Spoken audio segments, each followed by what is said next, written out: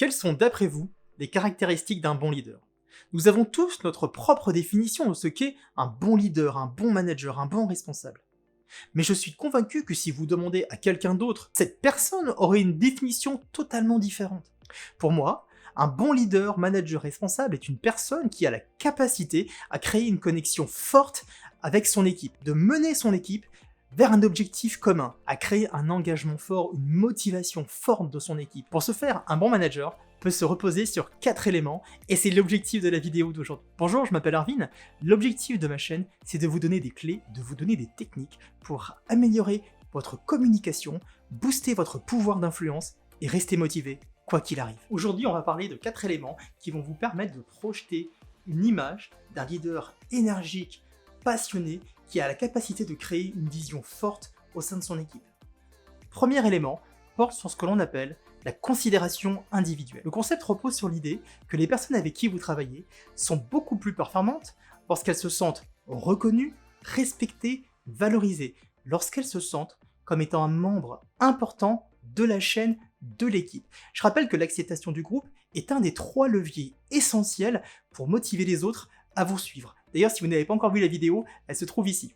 L'objectif de cet élément est de venir soutenir, encourager l'individu, de créer un contexte, une situation, un environnement de travail propice à l'échange et à la communication ouverte. Il s'agit véritablement de favoriser le partage, la communication entre vous, le leader, et le membre de votre équipe. La considération individuelle, c'est vraiment votre capacité à créer une connexion forte avec l'autre, en vous reposant sur vos capacités d'écoute, vos capacités d'empathie et sur votre faculté à donner de la reconnaissance à celui qui vous écoute.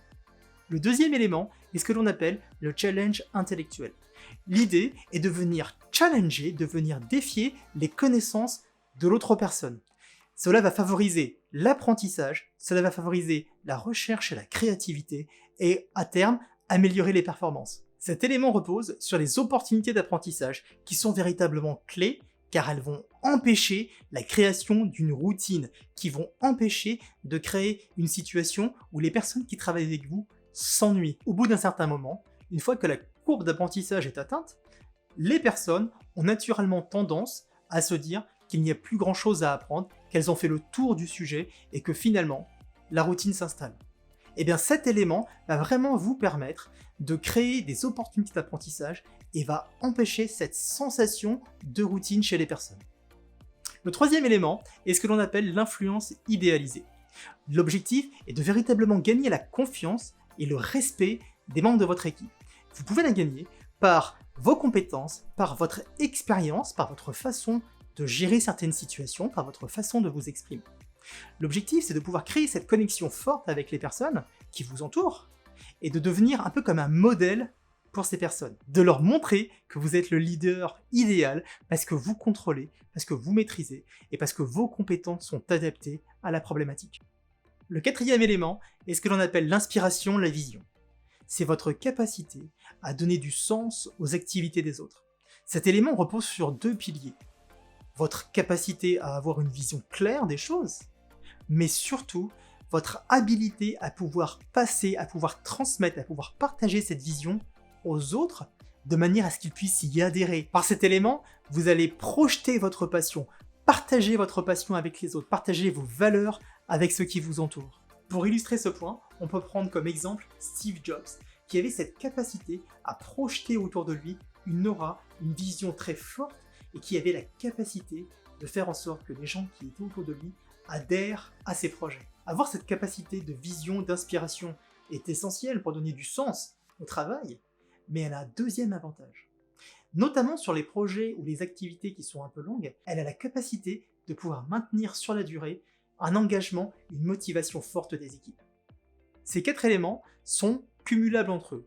Néanmoins, nous possédons tous un niveau différent à travers les 4 catégories. Certains sont plus à l'aise à pouvoir échanger avec les autres et avoir de l'empathie, alors que d'autres seraient peut-être plus à l'aise à venir challenger ceux qui les entourent. Mais quoi qu'il arrive, il est vraiment primordial de bien garder en tête que ce qui va vous permettre de créer une connexion forte avec les personnes qui vous entourent, c'est la considération individuelle. En effet, les études ont prouvé que les personnes qui sont reconnues comme étant des bons leaders, des bons managers, des bons responsables, ont cette capacité à considérer l'individu, à créer une connexion forte avec la personne, ce qui va vraiment booster leur appréciabilité.